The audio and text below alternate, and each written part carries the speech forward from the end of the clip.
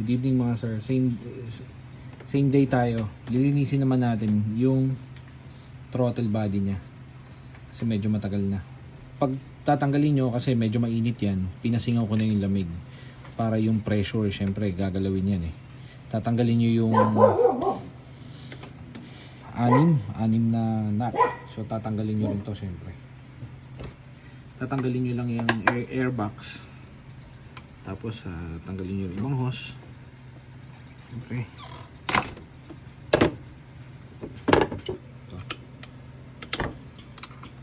Hindi man allen. Tanggalin yung size number 10. Size number 10 yan.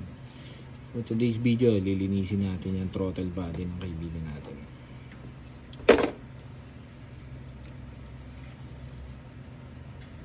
So dalawa yan. Kita ba? Dalawa yan na nakakonekta sa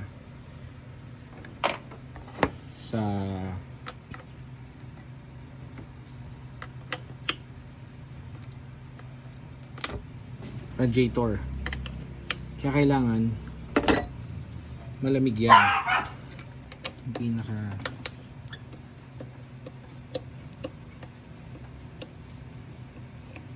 yung iba dyan na nililinis, pero sa atin kasi obligado baklasin yan. Okay.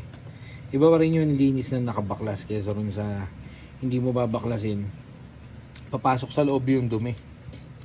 Although susunugin naman yun, kaya lang iba pa rin syempre yung ayan, yung throttle body. So yun yung filter nya. So ito yung throttle body natin. Nako. So guys, ito yung dumi. Makikita nyo, ayan, yung Alibaba. Ayun yung mga kulay black sa gilid na yan. So, yan yung dumi. Pero since ito, gasoline engine kasi to at wala siyang turbo, wala siyang intercooler, kaya ganyan kadumi. Madumi na yan para sa gasoline engine. Sobrang dumi na yan. Sa may intercooler kasi, naglalangis-langis pa yan. Kaya mas madumi tingnan. Pero dahil ito, dry dapat yan dahil gasoline engine. Sobrang dumi na yan. Ayan, may oil na nga rin sa ibabaw. Madumi na nga rin pala yung kamay ko yan. Ayan. Sobrang dumi niya na. So, etong tornilyo na lang na to babaklasin natin. Unahin nyo nang tanggalin tong elbow sa ibabaw para hindi kayo mahirapan. Pero again, ito, dahan-dahan kasi to rubber to, sensitive yan. Pag nagkasingaw yan, apektuhan yung takbo ng makina nyo. So, base, so ito mga sir, natanggal na natin yung throttle body. So may nut yan na tatlo. Pag natanggal mo na yung nut niya na una, may nut pa yan. So yan, ito naman nakapin lang, madali lang tanggalin. So yan, linisin na natin siya ng throttle body. Sobrang dumi. Yan. Sa paglilinis yan, hindi yan inaangat. Dapat yan nakasarado lang na ganyan. Tapos ayan, pupunasan lang. Yan yung intake manifold, papasok yan sa loob.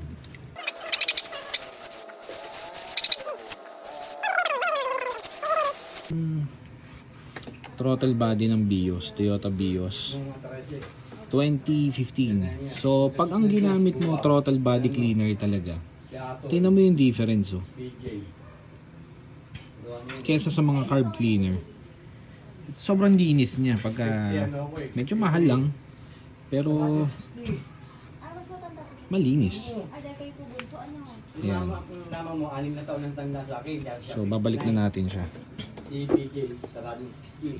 Kapag medyo nakakalimutan nyo kung paano ibalik, ang isa sa best way niyan, lagyan nyo ng lagyan nyo ng picture nyo. Yan.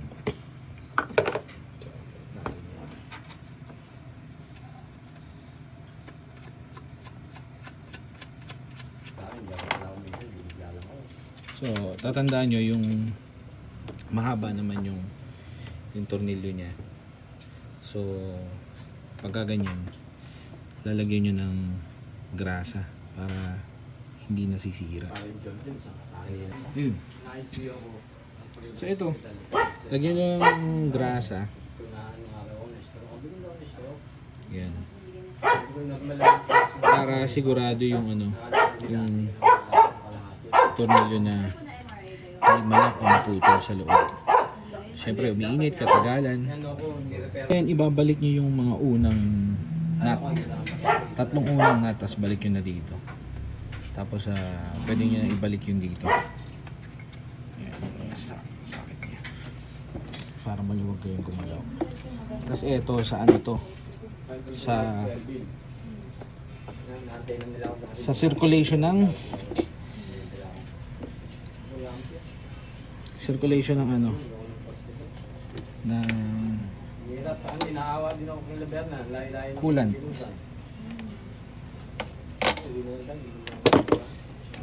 Balik nyo to, yung pinaka bracket. Bit nyo yun dyan.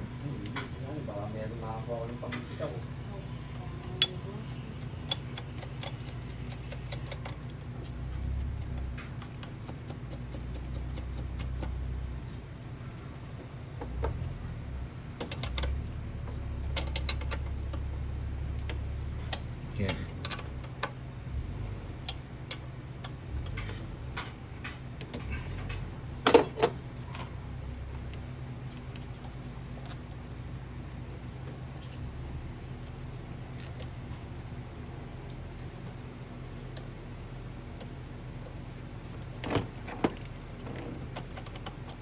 Size G's lang, size 10 lang lahat, back rim, socket.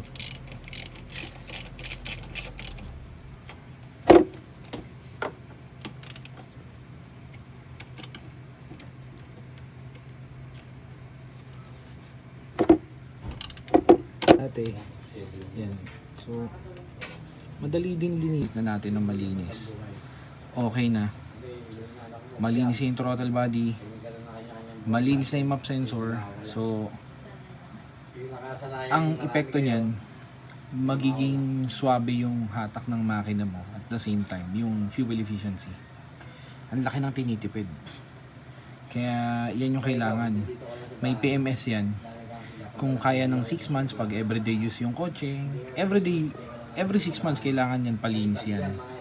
Tapos yung filter mo naman, air filter mo naman, wala yan. Hindi yan 1 month, 2 months. Kung alam mong marumi na, dahil syempre maalikabok, kailangan palitan mo na yan, pagpag mo na yan. So, yun lang guys. Maraming salamat.